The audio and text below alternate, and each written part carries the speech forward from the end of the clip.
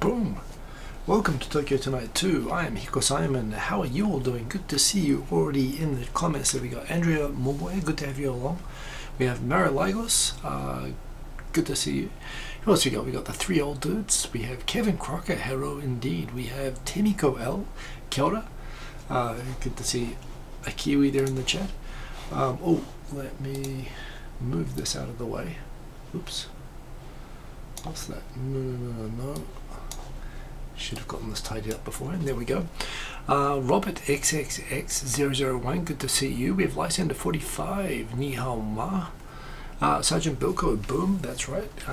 In Sweden, you have the boom now. I am now here. We have Quint Ranked and everyone else. So good to see you all. Let me tidy up. I've got cables and stuff all over the place. How are you all doing? Good to see you. It is March 4th. 2018, and it's beautiful sunny weather today. The 2 days this weekend have been like 20 degrees in Tokyo, so yeah, spring is definitely on the way. Cherry blossoms, the best time of year really for being in Japan. Hey Mr. Cordy Chip, good to see you. Yeah, lots of new things happening, I guess, with the season, the Northern Hemisphere spring. So I guess the first place I'd like to start with you guys is with the old Mai Chan TV drama. It's been going on for a long time.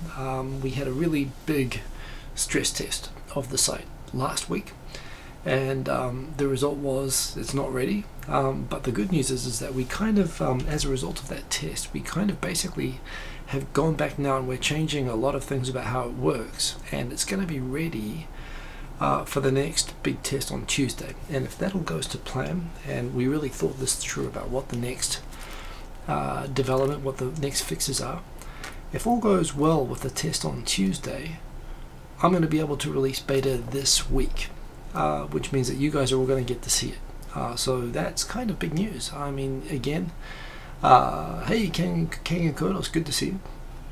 So yes, I realize it sounds a bit like Fusion Power, but including the ups and downs, but we are just about there now. Like I said, a few more days, and it does depend indeed on the upcoming, on the next stress test. But yes, we kind of changed. Well, the big issue that we had is that it's a beautiful looking site, but it was taking a long time to load, and it was taking a lot of time to grab all the data that you'd need to see it. It wouldn't really be a fun. Hey, Lauren Sakai, good to see you. You know, it looks fantastic and it works, but it wouldn't quite be the user experience that I'd want it to be. But we kind of broke it all down. We said, well, where are we getting the data from? How much data are we getting? Are we getting more data than we need? How can we make this as fast as possible? And we found a few tricks that I think are going to make it work, provided, of course, it grabs all the data in the right way. So, hey, Setsuna, it's you are exactly on time. We just started. So, yes, indeed, I will be excitedly waiting for that to be ready for testing on Tuesday. And if that's it, the player is working, the dashboard is working, it's going to be fairly, in some ways, simple. The big challenges for me is that something which I thought would take 6 months to develop, and I had a certain budget for and so on, I've made very pretty. We've spent obviously a lot of time on. I've been giving all these sort of updates. I've been paying a developer to help me get it to where I want it, and yep, it's going to. I am going to have to figure out not only how to recover how much I paid to develop it, but also how to keep it up, how to keep the site going with the overheads and whatnot, which mean that it's going to be free. I'm definitely going to offer it. Well, and certainly beta is going to be completely open, but I am going to probably have it as 2-tier. I'm going to think about what sort of features would be good to have for people who want to support the site. How can I what's good enough that it's really cool with the basic functionality of basically letting the guy from Sweden picks up on that naturally. So yeah, thinking about the basic functionality of it will let you go in, and with one click you'll be able to watch and catch up with all your subscriptions. That is going to be there for everybody, and that is going to work super awesome. And the fact that you're going to be able to make your own customized YouTube channels made up of all the channels that you want to put into different themes, like my favorite J-vloggers, or my favorite comedy channels, or sports, or whatever you want to watch. Yeah, I think the things that we'll see what people say, what the comments and feedback are, what people would like. I imagine one might be, for example, wanting to like binge watch a channel, like a specific channel, and download all the videos, which at the moment, you know, we can't grab all the videos from every channel because it's just would take forever. But it might be a good pro feature, for example. So I'm trying to think what would be pro features, but for now, I want to get you guys into it, and I've got a really cool thing built into it called Intercom, which is also working. Which will basically mean that when you guys are using it, you'll be able to like send me feedback while you're using the site, and I'll even chat with me. And that'll give me lots of ideas for what are the best ways to Lysander 45. I've heard of that. I mean, yes, that does sound kind of crappy, and I don't want to do that. Well, especially not with the beta, not with the site that I'm launching. You don't want to put that into like a new site. But yeah, if we get that, I'm hoping there'll be like, we can think up together of some things that for the people who want to support the site, you know, who don't mind doing a bit of a Patreon type arrangement with the site. What are the features that you'd like to have as the extras that I could give you, and one of the features that what do I need to get the site itself working perfect, and what are the features that yeah, that you guys would expect as in the free base, and what would be the stuff for the extras. I'm also thinking about this. I haven't really gotten to the monetization thing yet because I'm just so focused on getting the hey Andrea Mobway, yo, you're a bit under the, I'm sorry to hear that you're under the weather. Please take care, Andrea. But anyway, super cool. So look, when it's ready to go, which in the best case is going to be like Thursday this week. Certainly by the time we do the show next weekend, I'm hoping that if we're not live, it'll mean that the test didn't go well on Tuesday, but we'll probably by that point be pretty close, and we'll have a set date, I would expect, by that point. I don't think I said free base like that. No, I don't think that would have said. But in any case, the site is going to be available, and I really want all of you guys to go and use it, and to tell me whether you like it, whether you'd recommend it to your friends, because I am going to need lots of people using the site for me to have a chance with it. But I think this is what I have always wanted. This is the way I've always wanted to watch YouTube. This whole thing that, you know, there's an algorithm that sort of, even when you're trying to watch your subscriptions, you're always getting dragged away from watching your subscriptions. Or if you're like me, you've got so many subscriptions that you can't find. If I want to catch up on my favorite J-vloggers, or I'm feeling like watching comedy today, or something like that, you know, you have to go through such a huge amount of subscriptions to find them, and it's so laborious to keep up, and you can't just sit back and enjoy and watch what you want to watch. And this is what that will let you do. It'll just give you control over your YouTube viewing experience, and I think it works really, really awesome. So look out for that. And yes, that is going to be really, really good. So I'll put up a video anyway when that's ready. I think I'm also going to start a Mai Chan YouTube channel for the purpose of having things like instruction videos, and more for, you know, being associated with the site. So for things like putting on the site. When I do that, I'll put up a thing here. So, you know, again, if you'd like to support it, it's always good, again, if you guys could subscribe to that. In fact, I think I did set up a YouTube site a while ago, but of course the site's got to be ready and it's got to be in beta. But once we get through the beta and I get all of your guys' feedback, that's the first thing. Then I'll figure out how I want to actually do the proper launch. I'm also thinking perhaps, you know, it'll just blend into launch, perhaps. We'll just upgrade the accounts. We'll see how that goes. Does it support live streams? Asked Kang and Kodos. It's based on YouTube subscriptions. So to the extent that live streams pop up in subscriptions, which, you know what, I'd have to check that. That's an interesting question, whether a current live stream would show up or not. One thing is that also we can't constantly capture every new video as it goes up. This is another thing just about the way that YouTube makes the API available, but you can refresh. So if you know that someone's doing a live stream, you could manually update your playlist, and probably it would pop in there actually, but we'll find out, I guess, when I do it. Certainly the recorded live streams would show up. You do not need to pay. It will be it'll be a freemium site, but the beta is going to be completely free and open, and I want everybody to get in. I want everybody to use it, and to tell me, you know, what they like and what they don't like, and what they would like to, you know, add. And when I make like a tier for people who want to support the channel, basically, a supporter tier, what are the add-ons that would make that worthwhile? Those are the questions that I will have, but it will be free, and I really want you guys to use it. So that's the hype. For me, the first thing is the next round of testing, but it's pretty dang close, and we figured out some ways to really speed up the performance of the site. It will have cowbell. Well, if you subscribe to Saturday Night Live and you have the appropriate, yes, maybe if you get a Chrome plugin for that, it'll work. But it'll be pretty sweet. It looks really cool. It works really cool. It's fairly straightforward, but what it does, yeah, it's what I've always wanted, and it works. And I can't wait to share it with you guys. So I'll look out for that. Just some exciting news from my end. Ask them what it is worth to them. Well, but it's not from enforcing pain. It's more, like, one thing is I'm hoping it'll be like other sites, that it'll be free for most people, but if you really do appreciate, and this, I guess what I really need is, one, the word spread about the site once it's up and once it's working. The whole point of the beta, that's not the launch. I need you guys to help me get the site so that when it's shared, people will, see it and they'll go, whoa, this is awesome, not whoa, there's a bug. I want you guys to help me find the bugs so that when we do the big launch, it'll be, it'll be as awesome as I think it should be for everybody. But yeah, when it goes out for everybody, I just want people who appreciate the site to have to be able to support it, and if they support it, I want to be able to give them something a little bit extra. And then there are some features there, I think, some special ability to do things that would be difficult to give to everybody, but would be good, a nice reward for supporters of the site. I've got some ideas of that. So Andrea, have a good night there. Take care of yourself. Thank you for joining, even though you're not feeling well. And let's get into the topics that I've chosen tonight. But look out for a Mai Chan TV announcement soon. So yes, free pizza. Probably not free pizza, but I'm thinking I might get some shirts made and stuff like that.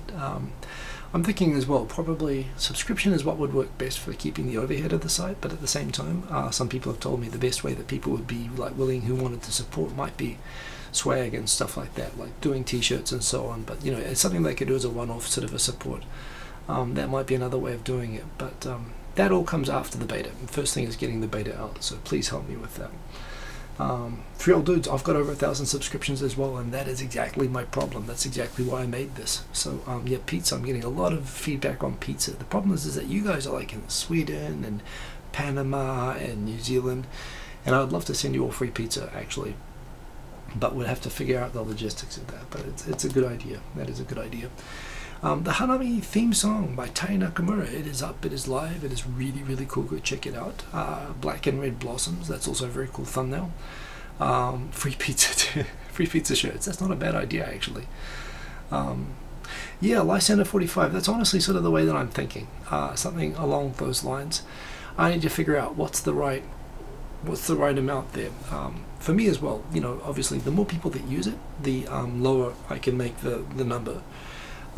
But at the same time, if I've pumped a lot of money into setting this thing up, and it'll take more money to get it going, and so I need to figure out how many users am I going to have, and based on how many users, how many of those users would be willing to support the site, and then based on that, we'll see. Maybe I'll have to put ads on it, but I really want to try to avoid the ad thing if I can. I really would like it to be good for you guys. Patreon support is another nice way, just because it is a monthly amount. That might be, I think that might work, and swag and so on. Periodic swag for Patreon supporters, that might be a good way to do it. The other thing that I have an idea of is if I allow some big Japan YouTubers, for example, to get a benefit from supporting the site. So for me, if I give them a discount code, so you get it cheaper than the advertised rate through them, and they get a cut of that, that might be a nice way as well for getting the word out enough, because also you need to get it to enough people for it to be able to actually cover the running costs. And that's the thing, I really, now that it's there, I want to make sure it stays there. But all of this is getting ahead of ourselves. The first thing is you have to see the site and you have to like it, and if you don't like it, all of this is a waste of time. So yes, look out for that. Anyway, there will be a very cool site up in a few days, and as you know, this has been building up for like more than a year now. So it's pretty exciting. So look out for that. Anyway, check out the Hanami song. Remember that YouTube Hanami in Tokyo is April 4th. It's going to be beautiful. The weather has been fantastic.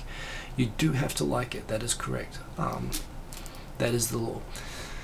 Yeah, the Hanami, so already, the weather is already becoming good in Tokyo. The thing is, we're getting into spring, so if you have pine allergies, this is a terrible time to be in Japan. The weather goes up and down. It goes freezing cold, warm, freezing cold, warm. Hanami is almost always freezing cold. A couple of every few years you'll get a good year where it's on one of the warm days. But that is the biggest social event, YouTube related, in Japan, at least in the international community. So make sure you come along to that. All the information is on Facebook. I should start actually putting the link to that in the information for this. But if you can make it, please message me. Remember, April 7th, Saturday, the YouTube Hanami. It's going to be really, really awesome. So look out for that. It would be funny if it rained during a Hanami. It often rains. It's often freezing cold. In the worst case, we've never had it rain so badly that people have gone straight to the pub, but that is always the backup, like the hub that's closest to Yogi Park. And that's okay. In the end of the day, it's a social event, but yeah. Oh, and Life Center 45, they have Hanami there in Beijing, but it's in a specific park. Right, okay. So 1972, when Japan established, Kakoi Tanaka established diplomatic ties with China, they built a park with cherry blossoms. It's kind of nice, actually. But yeah. So this is kind of interesting. There's a lawsuit being brought by a bunch of Japanese citizens who live in Europe who have adopted European citizenships, and there's under Japanese law at the moment, if you adopt any foreign nationality under Japanese law, you forfeit your Japanese nationality. So these elderly Japanese who have settled in Europe and obtained European nationality, including Swiss and Austrian, and there are a few other, Belgian or something, they are all upset at having lost their Japanese nationality from having adopted European citizenship. And they are currently suing the Japanese government that it's a breach of their rights under the Constitution that they forfeit their nationality. And that'll be an interesting one, because this could be a backdoor to opening up the multiple nationality possibility in Japan, which I also think, given the number of foreigners coming in and the need for Japan to bolster its sort of workforce and so on, and to attract foreigners, sooner or later this question is going to come on the table. It'd be probably more persuasive if it came up in the context of wanting to not lose Japanese citizens becoming foreigners, because they're Japanese. It's probably easier for them to appear more reasonable that, look, I'm Japanese, aren't I, than it is maybe for foreigners to try to claim Japanese citizenship. But very interesting case, so I will keep updates on that as that becomes known and in the news. We have big YouTube news this week. In fact, big YouTube news for this. So you see that chat there on the right hand side of the screen that I also have captured. So it's on the left hand side, boom, over there of the stream. That apparently in the new features that YouTube had just announced this week that they are adding to live streaming, they are going to finally catch up to Twitch 10 years ago, and Mixer and every other live streaming site. And they are going to actually save the live chat comments on the side, so you'll be able to replay live chat as it happened during the video, i.e. you'll be able to do what I improvised by capturing the screen so I don't lose all the live chat comments. That's gonna be there like permanently beside the video. In fact, it might be working for this video. I don't actually know yet. If this is enabled, what that means is I'll be able to, well, I won't need to capture the comments on the screen. I'll be able to fill up the screen more with what I'm talking about and my ugly face for you guys to have to look at. Or you put something else in the third window there. So that's actually quite exciting. That's something I've wanted for a long time. A lot of people have figured out all sorts of kind of cool and not so cool solutions to trying to capture those comments for a long time. I realize that YouTube is still basically fundamentally subscriptions, comments are still working on the same engine that was basically used on YouTube in 2006 or 2005 when it was established, and it's really, really hard. It's not easy to go and change the commenting system or the subscription system. So I'm trying to fix the subscription system. Don't worry about that, YouTube. Please don't do anything with that, because you'll ruin my whole day if you try to improve subscriptions now that I've gone and spent a lot of time trying to fix it myself. But with YouTube live streaming comments, yes, I very much do appreciate that. This is something kind of should have been there a long time ago, and all of YouTube's competing sites have offered this. But I also appreciate it's really hard to go and change the commenting system on YouTube, but they've done it. So it's actually a really significant change, and I very much appreciate it. So yeah, YouTube. And yeah, I think, so the main one that caught my attention is live chat plays a key role. So now live chat replays will show up alongside the video exactly as it appeared when it was live. You can see there.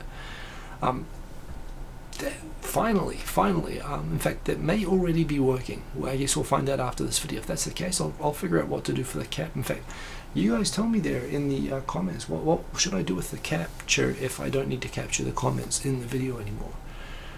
That'd be pretty interesting. Yes, indeed, Simon and Martina there. I thought they looked familiar. There we go. That's on the global YouTube blog, by the way.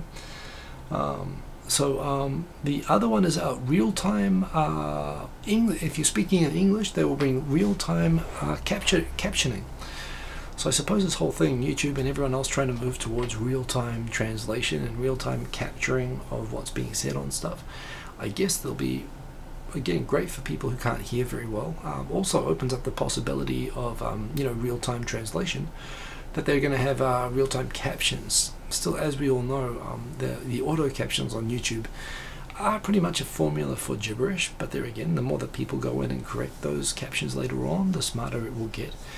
And there's been really impressive leaps in automated translation in the last few years, so I think that'll be cool as well. So I think those are the two things: live comments on the side now being saved, and the ability to have live captions. And the auto captions have indeed always been terrible, but yes, yeah, and real-time translation, it's been a bit of a white unicorn. People have been kind of selling it before it's really ready. I'm sure it's coming, and I'm sure it's going to be good, and one day it will be ubiquitous, but it's still not there yet, in spite of all of these sites and devices that say you put this thing in your ear and it'll have real-time live translation.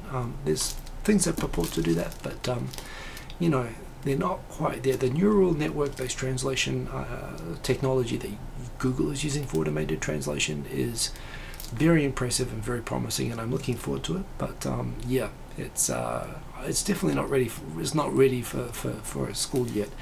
But we'll find out how well it can, if it can understand me. That might be a really cool thing. Translate from New Zealander into English. Thank you, Mr. Cordychip. Why isn't there a hide block mark under that? I don't understand that. The automation's not working.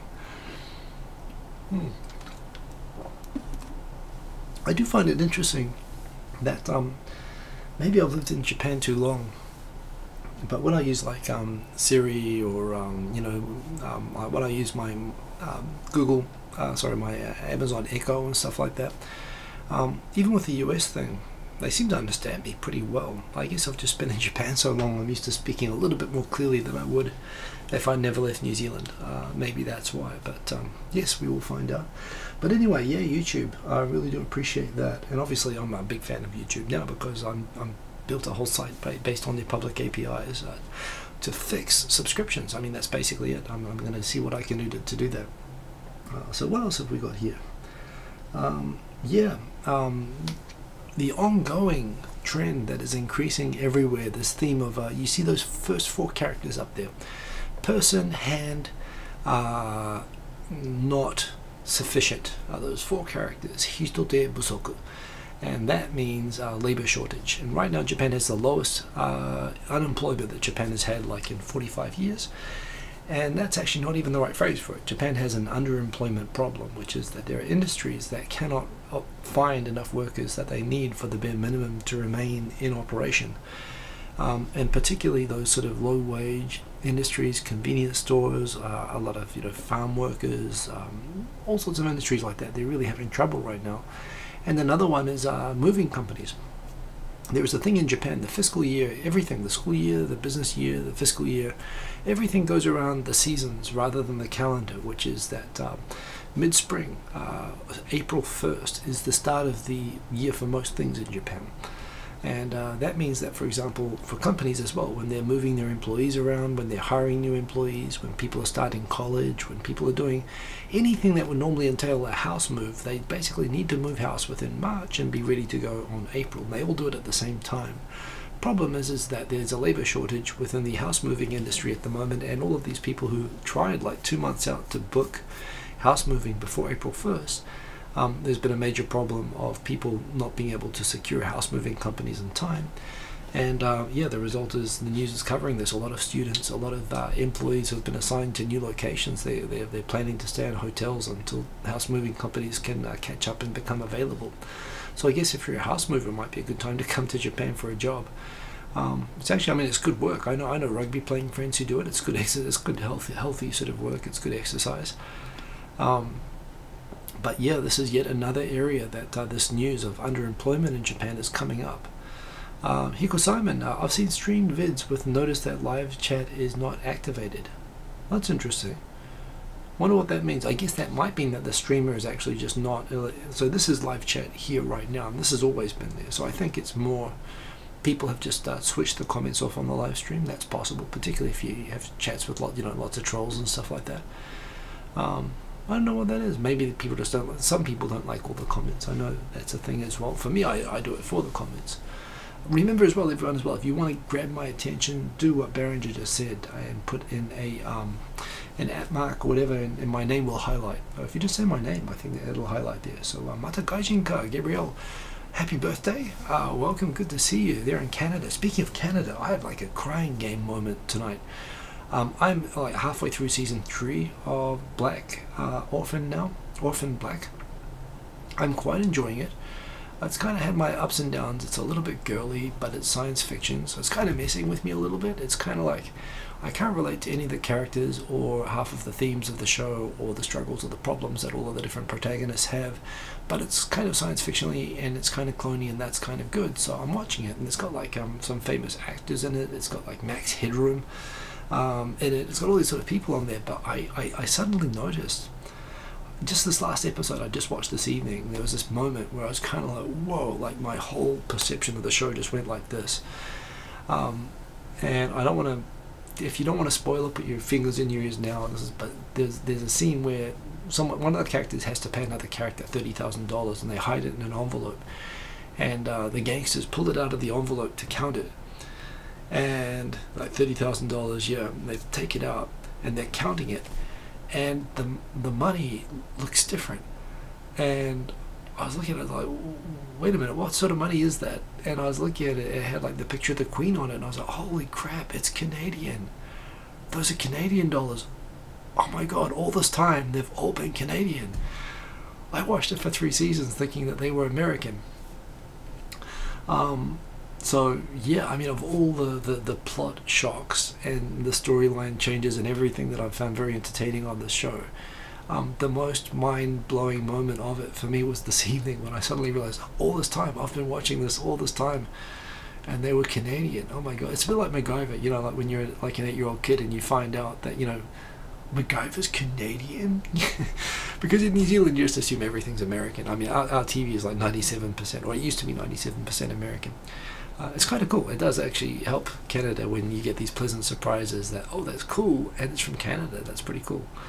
Orphan Black is great. It is indeed.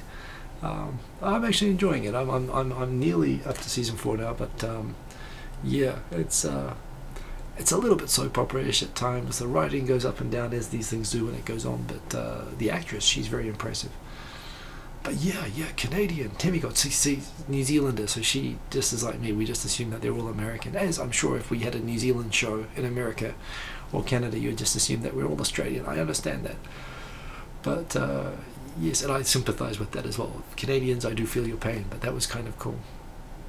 Kevin Crocker, you hate me, call him American. Is Richard Dean Anderson American? Really? Was that like a Canadian show? No, are you kidding? I thought he was like Canadian. Well, am I having like a reverse Canada shock now? I always thought that like Richard Dean Anderson was like the most Canadian person in the world after that. Yeah, you're the ones with this now. I've gathered that, yes, and the curling and the ice hockey and all of that.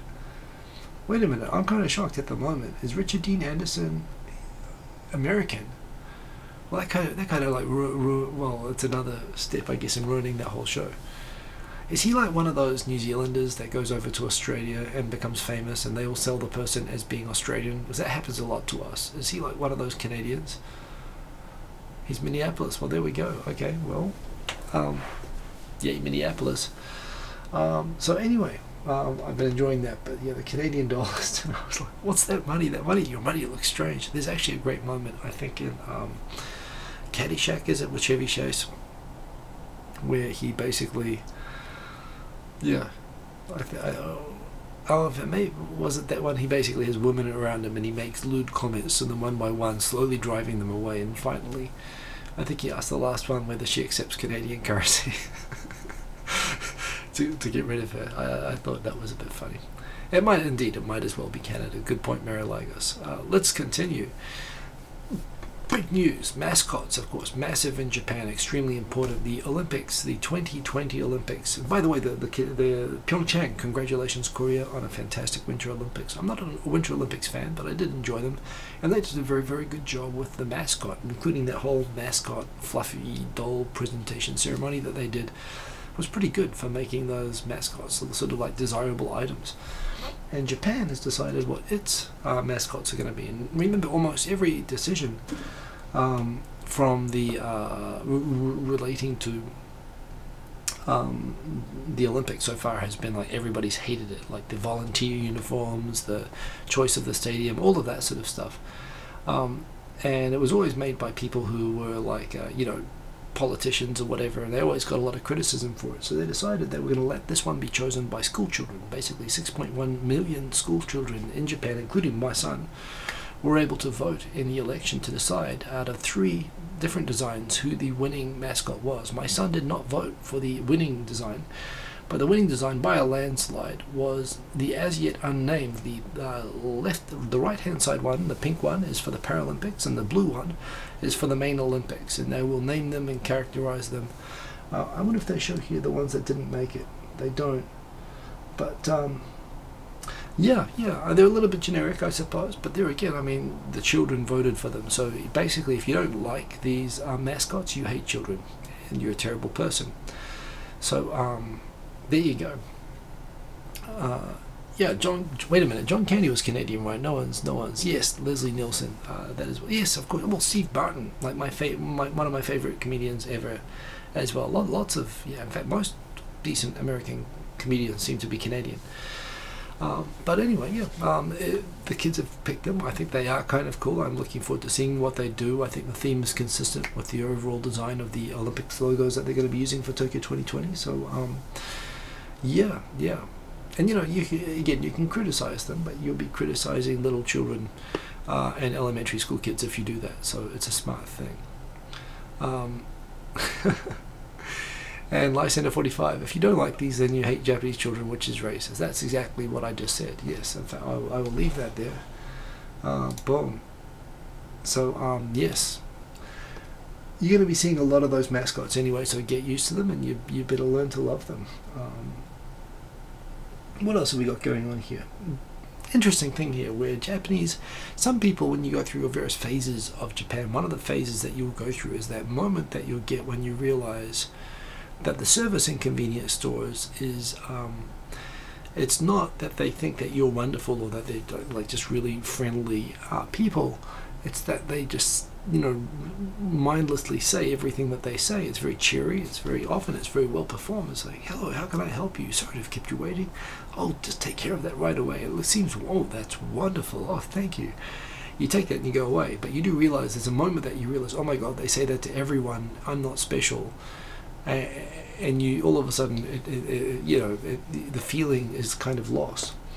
And that can be kind of shocking. I have friends who have gone through that phase where they find the convenience store people, oh my God, they don't love me. And, you know, the problem for Japanese people who have lived here for a long time is that you have all this awesome service everywhere, but some people just like, I mean, me, every morning I go to the same convenience store, I buy the same, like, coffee and some mints usually for the day or something like that to keep me awake. And, you know, I remember the first, like, 50 times there every morning I'd go up to the same guy in the counter and I'd always say, I just want to pay with Suica, and say, do you have a point card? I'm like, no, I don't have a point card. And I must admit, it was like, once we got up to about day 50, I'm like, dude, you already know by now, surely I don't have a point card. Please stop asking. I mean, I didn't say that, but somewhere along the line he stopped asking me that anyway. But I must admit, I mean, I'd go up and say, don't need the receipt, I like a bag, I'd like to pay with Suica. And they already know, but they still ask the questions every time. But there's this question here, should you respond, given that they're kind of just mechanically saying, they're kind of mechanically saying something, and if you engage them like it's a sincere conversation, is that weird? So there's people on the internet saying, like when I say thanks, apparently there's people saying, aren't they embarrassed, or what, you know, what an idiot or whatever. what are you thankful for? There's no difference. That's kind of horrible. There's no difference between them and vending machines. This is the problem when you live in a society where everyone's got such good manners, is that being friendly in response can be, I mean, I'd say there's something seriously wrong with people who sort of think that, but I think, was this a foreigner's experience?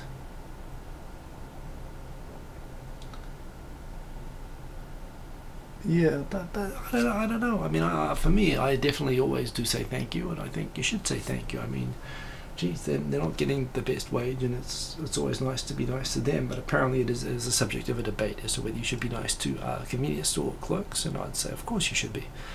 But there you go. I should get a point card just to see his reaction. Oh, that's right, I should say one day, I demand a point card right now. Start banging the counter.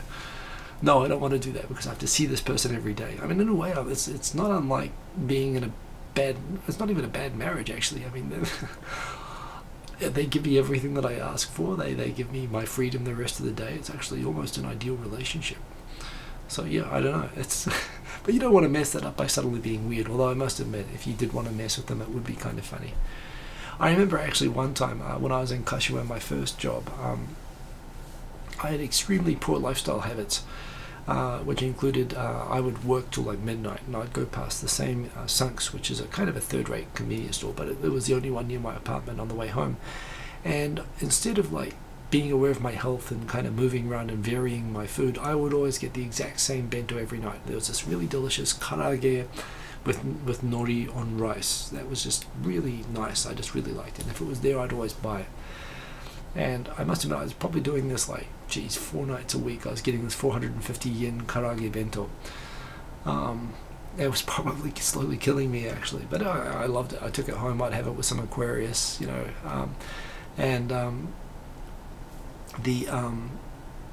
yeah, one day I showed up. I was just looking, and I saw that they were out, and the shop manager who was there for the evening shift, he sort of jumped out from behind the counter. He saw me looking, he said, wait, we've got some out the back, just stay there. I thought that was kind of, we are human beings, holy crap, they're not vending machines. And it was actually, he looked at me and I didn't say anything. He just ran straight up to me, he said, stay right there, I've got some more out the back, I'll just go get it. I was kind of cool, actually. I mean, it also recognized that I needed to really rethink the way I was living my life, actually, that I was having the same horrible bento all the time. But it was nice that he was actually paying attention and kind of backing me up. And I really needed it at that time. I was working till midnight every night, and he was a nice man. And it's nice to go. It's actually nice to have the, for me, it's, I actually, even if we're saying the exact same things and I'm buying the exact same thing, I'm walking up and I'm saying, Suka, you do pay attention to the small variations, and it's kind of nice. It's reassuring that you're having that routine in a way. So no, I think be nice to them, and no, I wouldn't. If I would mess with them, it would be in good humor and in a way that they would appreciate it anyway. That's right. I probably put, well, through kindergarten anyway. I mean, I was very sad when that convenience store chain stopped stocking that bento, actually. But there we go. Just some hard reality while we are stuck on the subject of hard reality. I just needed to flash this on the screen. Not necessarily. I mean, there are some. And one, it depends on what you define as rich. And there are some people who do pretty okay. There are people on 6 figures from YouTube, but they work so hard. I mean, I know people on 6-figure incomes that don't work anywhere near as hard as YouTubers who are up near that kind of thing. I mean, you're talking like your Megwins and your Rachel and Juns and people who really just do this stuff. And I don't know if Rachel and Jun are up there at all, actually, and that high. But the ones who are like up there, Megwin, I'm pretty sure, is probably up there. Hikakin's probably up there. They work themselves like to death. So yeah, customer service can be automated with a little face recognition. That's true. I suppose the idea is, while the human interaction is nice and it's something that you might pay extra with in some situations, like a coffee shop or something like that, at the same time, do you need to stand in that line if it's possible to just... I like the idea of being able to walk into a place, just get what you need and go out.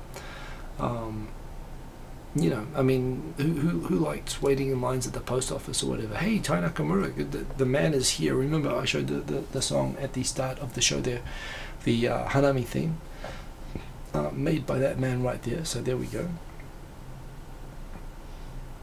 Well, MacGyver is a Canadian show, but I always just assumed that Richard Dean Anderson was Canadian because MacGyver was a Canadian show. But yeah, I don't know. I mean, MacGyver was like awesome, but they're, you know, probably showing my age talking like that. This reminds me of the Austin Powers 2 scene where, you know, Austin's on the bed and he's like, "Oh, I fell over. Oh, I fell over again." They've started human-based moderation, and the first thing that they did was they took a whole lot of right-wing channels down, which I'm sure it was an accident. At least YouTube's put it back and apologized. I don't know. I'm getting sick and tired of political shenanigans stuff. I just find the whole world's getting a little bit weird. I actually found myself recently going on Facebook, and actually every time there was a post, even that I agreed with or disagreed with, there's some of these video channels that are just like preachy, ranty, political stuff. Even if I agree with them, I'm like, I don't want to see this shit all through my feed anymore. So I've just started going out and saying I don't want to see notifications from these types of videos anymore on all of them. Not on the users, just on those content, just on that content. But yeah. Oh, and that does remind me. There's a guy who gets shared a lot on Facebook. I think he posts onto Facebook called Nas. He's like in a Palestinian, Israeli Arab, Palestinian, whatever. And he makes really, really good short sort of travel videos. And he actually does the ones that he's done in the Middle East have been really, really awesome. He's done a few really, really good Japan videos that I shared the other day. But I really like him. I think he does really, really well. He's the sort of person who I hope does become rich as a YouTuber. Australia have been dicks to him. They haven't given him a visa. But see, stuff like that I don't mind seeing in my YouTube feed, in my Facebook feed. I also don't mind seeing cool music stuff. But this is why I made Mai Chan TV. Anyway, this is why I made it, and it is coming. The beta is hopefully, if it passes the next stress test, which will be mid this week, hopefully before the end of the week, you'll hear an announcement from me that the beta is up. Certainly next week on this show, we should have a firm plan. If it's not already up, it'll be scheduled. And I want you guys to all go in and see it. But it's this, it's the same thing. It's just going in and letting you see what you want to see and not see what you don't want to see, frankly.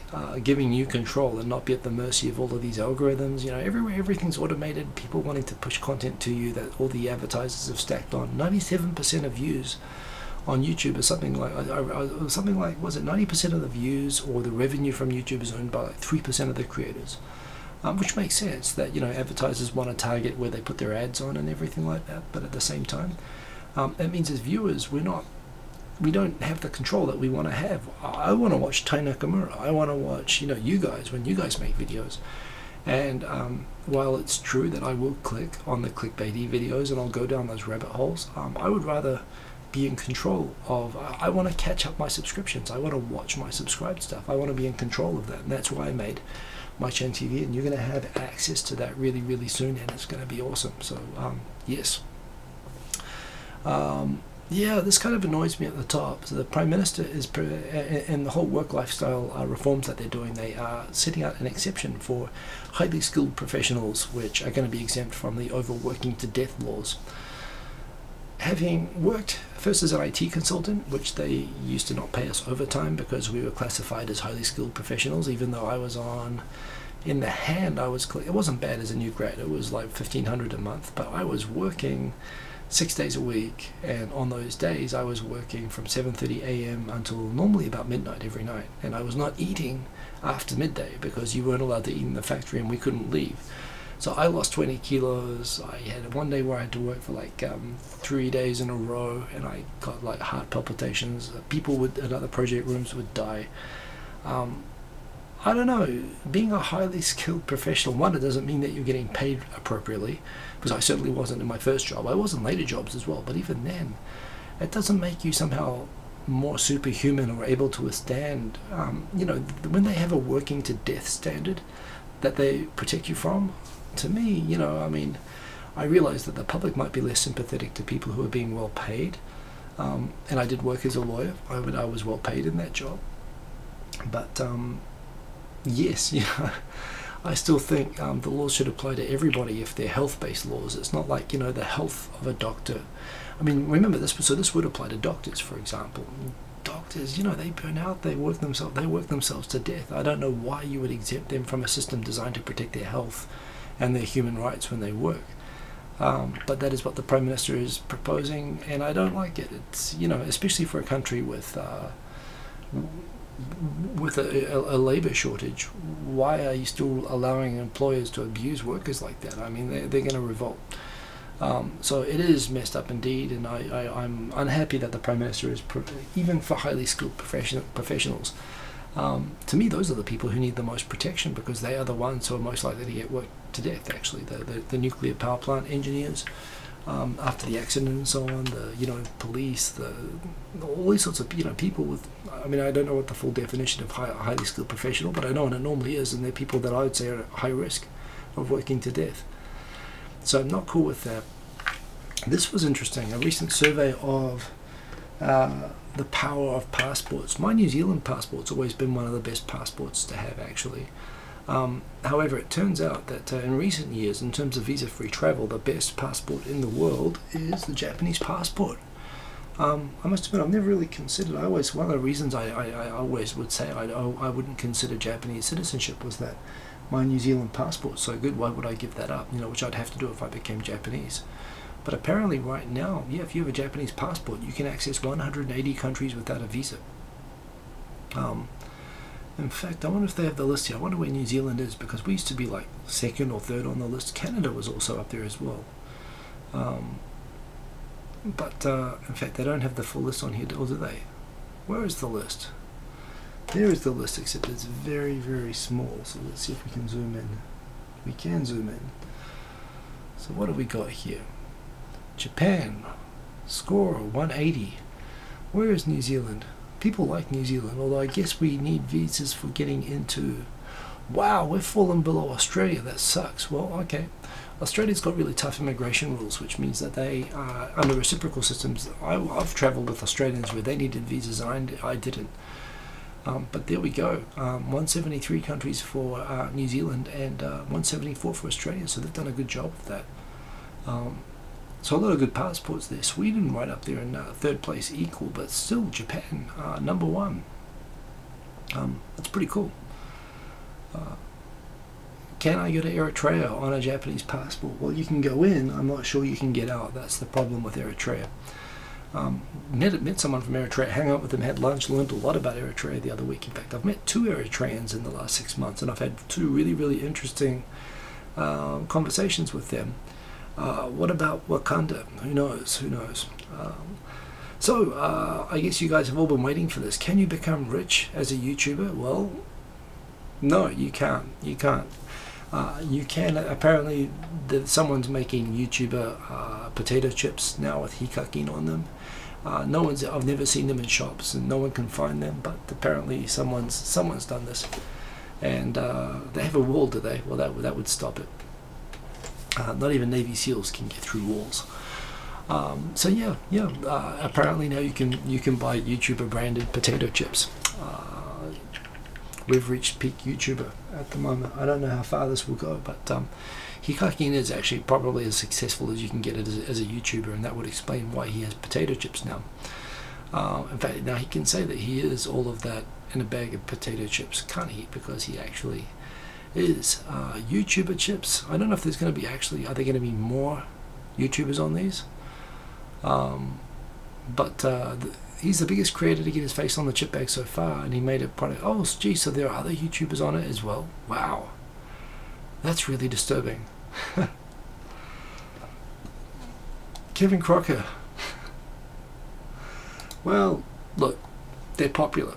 I mean, you know, the kids love them. They're successful. They work very hard at it. Power to them. You don't have to actually. No one's requiring you to like it.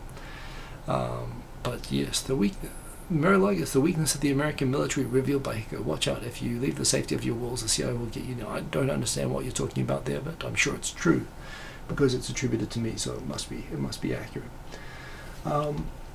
Here's something people keep asking when they liberalize the immigration rules in Japan. Are they going to make it easier for like manga and anime artists? Apparently, if you are working in Japan doing anime or illustration, they are going to make it easier, and they are making permanent residence more fast-tracked recently. The requirement of 10 years residence, now they're recognizing people without being married in 5 years, in some cases, in special cases, 3 years. Is that what they're talking about here? How much are they talking about? Certainly cool Japan-related jobs. They'll ask you, this is the new point system. So yes, they are definitely going to put extra weight if you are in industries which are considered to be sort of cool Japan industries, and that is a good development. The cherry blossom forecast from Japan Cheapo. An excellent site, by the way, that you should follow. There is Greg Lane. He is an awesome person. And for Tokyo, the date's moved up a day. It was the 27th. Now it's expected to start on the 26th, and full bloom will be on the 2nd. Now remember, the YouTube party is going to be on the 7th. That's actually good though. That'll mean that there'll be, like, you know, petals falling and stuff like that, which is about as good. Chris, that's actually very clever, Mr. Cordychip. I tip of the hat for the Ryan Boundless chips there. That's actually not bad. Keep going. See what kind of chip flavors we can come up with. So anyway, April 2nd will be full bloom in Tokyo. So make your plans. Certainly that week of the 1st, that weekend of the, well, I guess, well, it'll be like March 31st. It's going to be pretty good. But certainly April 7th, it'll be an awesome, perfectly timed Hanami by the looks of it. Why would anyone want to work in the Japanese anime industry? The artists are terribly overworked. I would quite agree, but some people are just very passionate about it. That's why they overwork them, because people work there out of passion, and they're less inclined to make demands because there are like 1,000 people desperate to replace them. But if they are there, probably hentai. That could be the other explanation. That's right. The best Tokyo area neighborhoods to live in. Where do you think they are? In terms of whether I vouch for these or not, I'll give you my impressions of the. But this is a recent ranking of the top 8 neighborhoods in Tokyo. Meguro is a funny one. I used to live near Meguro, and Meguro is kind of becoming kind of hip. It's kind of got a few cool businesses sort of there. At the same time, though, it's also like the housing area there has always been kind of like old people, and there's a lot of like pachinko, like kind of pokies, like gambling places all around the station. So it's this kind of mix, but the food there is pretty good. It's a great location, and it's kind of an up-and-coming neighborhood. So Meguro, that's used to be a bit out of the way. It is on the Yamanote line, but yeah, it's that's an interesting one. Shinjuku, of course, has always been one of the major stations. It's just like the biggest train station in the world, I believe. I used to live near Shinjuku, and it is awesome. It's a great place if you're like under 30 and single and you just want to go out and meet people and do lots of cool stuff. Shinjuku, definitely. Musashi Kosugi, this is like a really popular neighborhood for like people who've just gotten married and are going to have kids and stuff like that. It's got lots of parks. It's got a pretty accessible commute to Tokyo. West Tokyo is a lot nicer than North, East, or West Tokyo, or this kind of West Tokyo, kind of Southwest. That direction is really popular. The problem is Musashi Kosugi is so popular that right now the trains are completely overpacked and it's almost impossible to find apartments there. But I know people who move there. Ikebukuro, this is an interesting one to me. It's a great transport access, of course. Everyone who kind of moves to Japan, moves to Tokyo from like Saitama or Tohoku, they come in through Ikebukuro. It's become a really kind of a Chinatown lately. It's a lot of Chinese people there. I consider it a kind of a grungy, ghetto-y kind of a neighborhood, but I've lived near there, and you know, I'm okay with it. But it's kind of funny that would come ahead of some of the other neighborhoods. Shinagawa is an interesting one. They have a bullet train station, of course, as well as being on the Yamanote line. They also used to have the immigration office. It used to be basically a whole lot of transportation warehouses and stuff like that, but they're converting them into sort of really expensive expat neighborhoods. Hachioji, I used to live in Hachioji. Hachioji is ghetto, but Hachioji is like an hour out east. Musashi Kosugi and those sort of inner western side of Tokyo are a lot nicer. Hachioji, fundamentally, Hachioji of course is old, but all of the suburbs going out there are all sort of built around the Chuo line going out there, and they're all sort of bed towns for people that commute in and out. But yeah, so Shinagawa is kind of up and coming as a place where rich people live. There's been a few really expensive sort of high-rises there, although the town, I don't know, it's not really there. It's not really together. Kichijoji is an awesome neighborhood. It is on the way to Hachioji, but it's only about 20 minutes out of Tokyo. It's got awesome parks, awesome shopping, culture, food, housing. Kichijoji would be one of my favorite and most recommended neighborhoods in Tokyo. It's where I had my first job in Japan. Teaching English actually was there. Ebisu is where if you have made it as a gaijin, you live there or in a zabujuban nearby.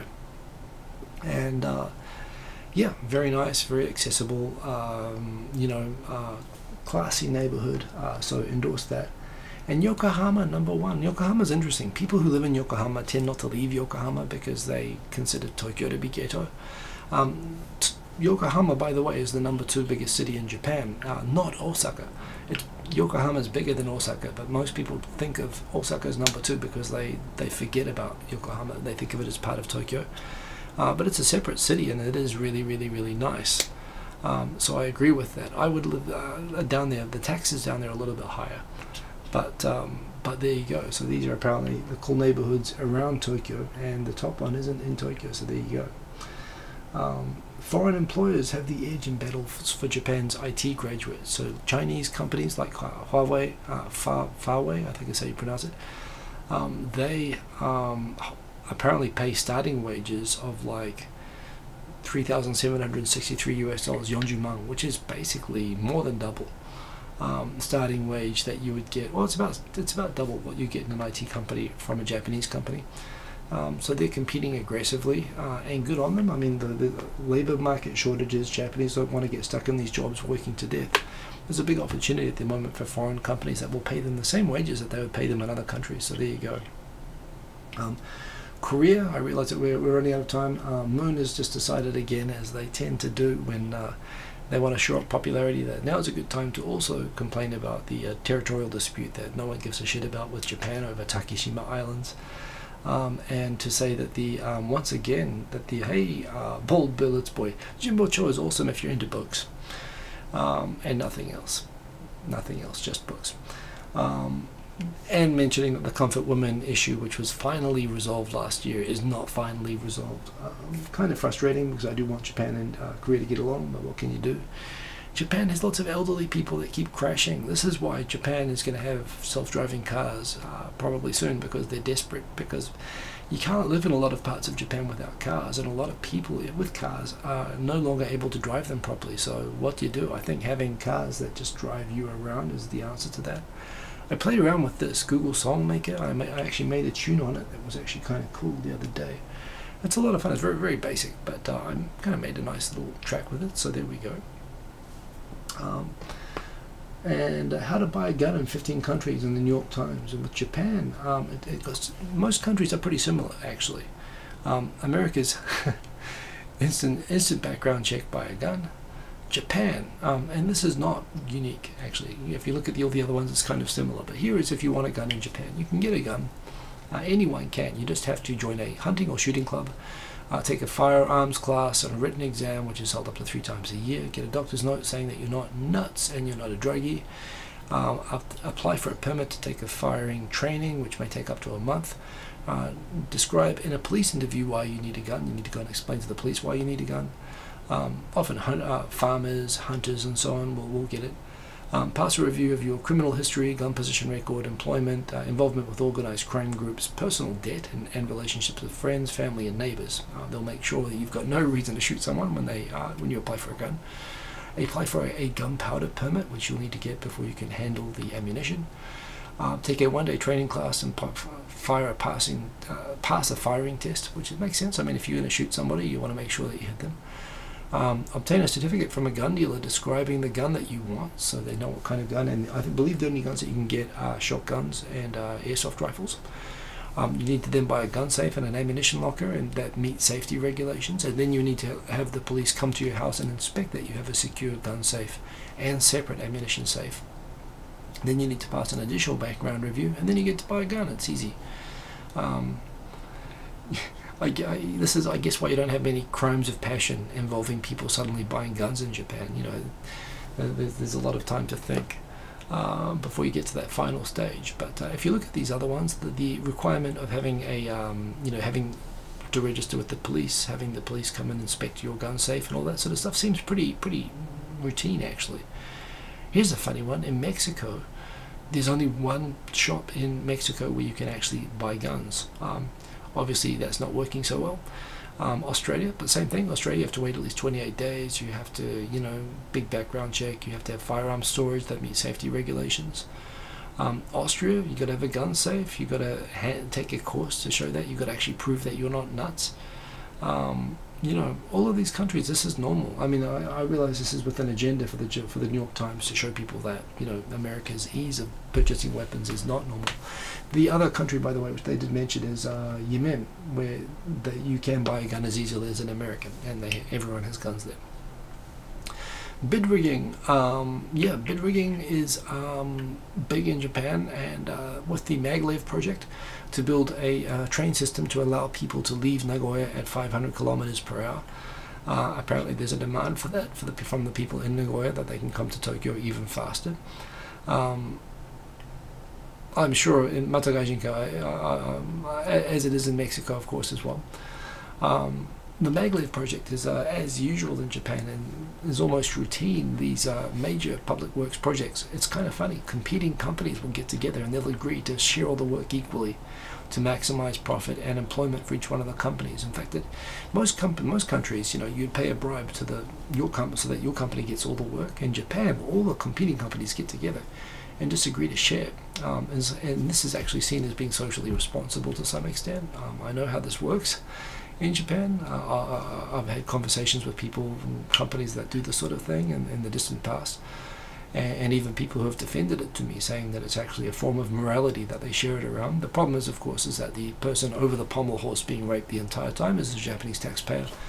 The money is considered that it belongs to the person with the budget, and in fact the ministries have an interest in spending all the budget that they're given for these projects, not to save money on them, because budget equals influence. So, you know, they want to spend, they want someone who will give the perfect bid at 99% of the permitted spend, and these companies want to maximize how much they can get from each project and that they share all the work around. So that's what happened here, and now they're all getting arrested. Yay, which is actually, that's good news. It's a good sign of the time that they're getting arrested, but it's kind of ridiculous. CoinCheck, we had this big thing the other week with the hacked, you know, Bitcoin exchange. There was also Mt. Gox. You know, Japan's had some bad experiences with not properly set up, you know, cryptocurrency exchanges. But don't worry, they're going to make their own rules. I know this looks like a cop-out, but it's a pretty common strategy in Japan, and it's interesting. It does work, because to the extent, at least to the extent that if there are legitimate and secure players out there, this is the way that they'll make sure that there are not people cutting corners to compete by saving money on security and stuff like that. So give it a chance, but kind of very Japanese that before the government regulates, they allow people to set their own regulatory standards. YouTube is being sued for discrimination. Apparently an HR recruiter a few years ago. It's kind of, man, this stuff is really going around Google a lot lately. I still think that there's absolutely, it's actually, there are legitimate reasons to favor diversity in hiring, and to have targets and quotas and whatever, to ensure that you have a particular sort of diverse workforce, which can serve certain purposes, including, you know, just relating to your market and having people that you know, being able to sort of diversity is recognized as a strength and a profit driver, and this is why shareholders and companies, big companies that care a lot more about money than honestly they might necessarily care about individual rights or people, are pushing very hard. It's not a political correctness agenda, it is a money making agenda that they are favoring, that they're trying to diversify their workforces. However, a recruiter who claimed that they were fired after not meeting the quotas, that they were to not hire white or Asian men and they were to hire women and people from racial minorities, and he failed at this, is now suing Google for being racist towards white people. I don't know. It's kind of like, obviously both sides of the debate keep coming up over there. Which I guess shows that they've got a workforce over there that isn't quite bought into it. I don't know how aggressive they are, but it is kind of interesting that this comes up again. I see a lot of rage in my comments sometimes and on Facebook about this subject. I think having things like subconscious bias training and having a goal of having a more diversified workforce is a good thing. Yeah, it'll be kind of interesting to see if they're being too aggressive about that. And that is kind of it.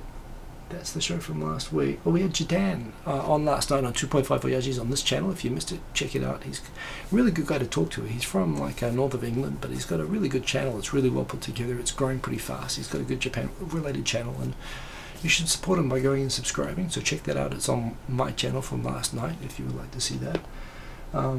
And that is all the topics that we have for tonight. So I'm 5 minutes over, but pretty good there. Anyway, I should do an outro track, shouldn't I? I don't have anything prepared. So question, should I play an existing loop or should I compose a loop? And if I compose a loop, what sort of a loop should I make? You guys tell me. You have 20 seconds while I plug in.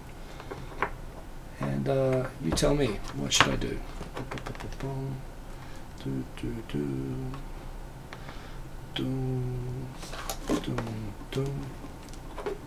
Should I make a loop or should I play an existing loop? Somebody give me some instruction on that. Let me switch to this. Make a new track, says John Anderson. Okay, John Anderson, you have decided the fate of the show. So allow me to plug in. And what should I do? Upbeat, downbeat, drum and bass. Kevin Crocker says drum and bass. I'm up for drum and bass. Let's do some drum and bass. Okay, drum and bass track. You can watch the magic being made live. So for drum and bass, let's do a new one. Boom.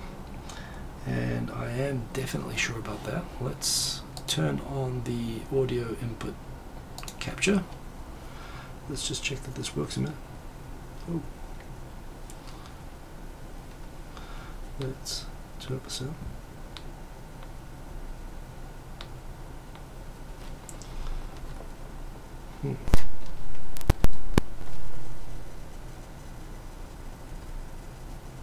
Oh, there's something there. There we go. Okay. So, first of all, we set the BPM. If we're doing drum and bass, we want it to be make it about 174. Then we want to go and set the key. Let's make it like an E, and let's make it something a little bit irregular. Let's make it Arabia scale.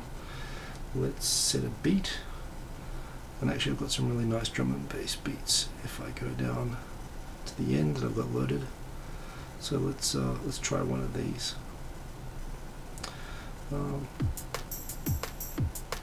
That's kind of nice.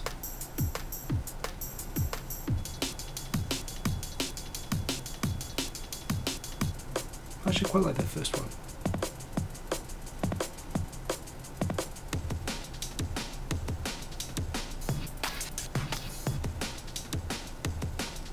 Okay, let's do this one.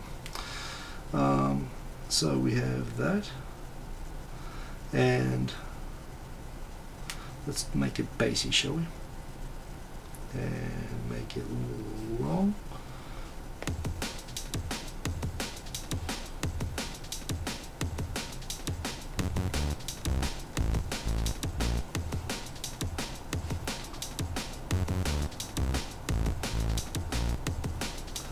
You know what? I got the timing of that wrong. That's kind of cool, but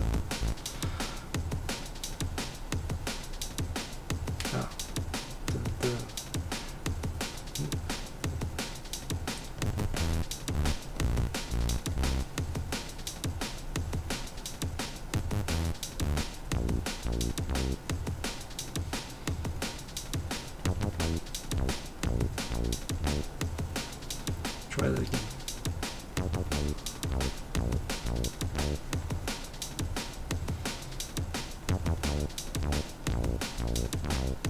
Let's try one more time.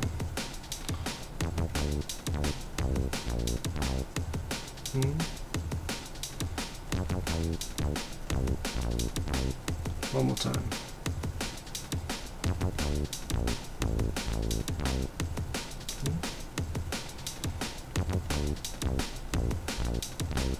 There we go.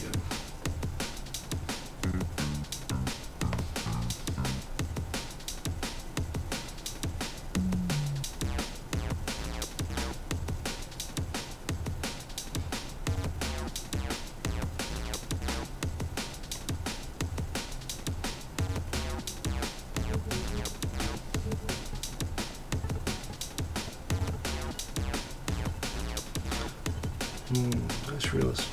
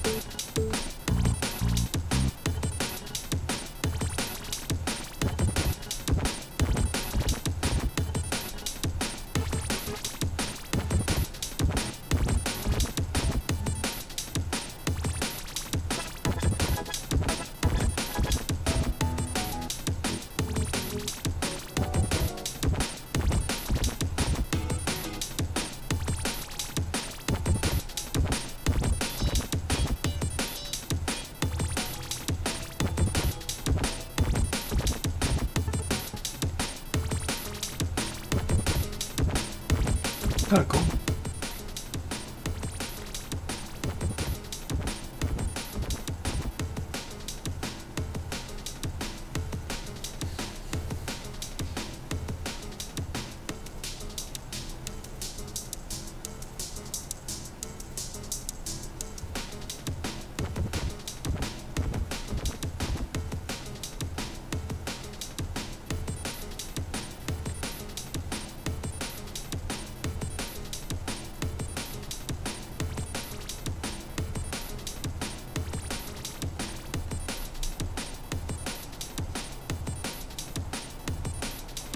I'll play around with this one later, but that was fun. Hope you enjoyed the show.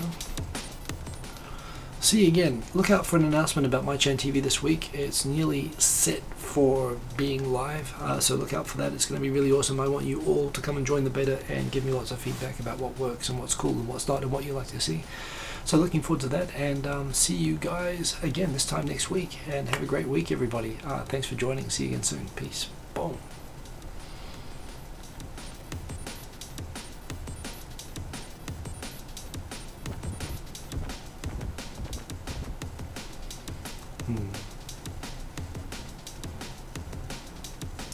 I can do better at this.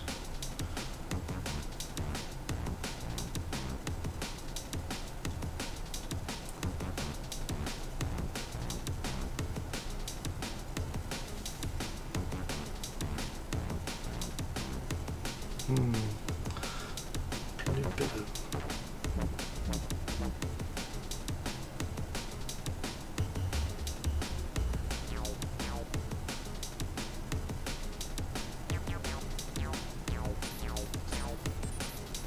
I'll come back and play this later. Have a good week. See you later.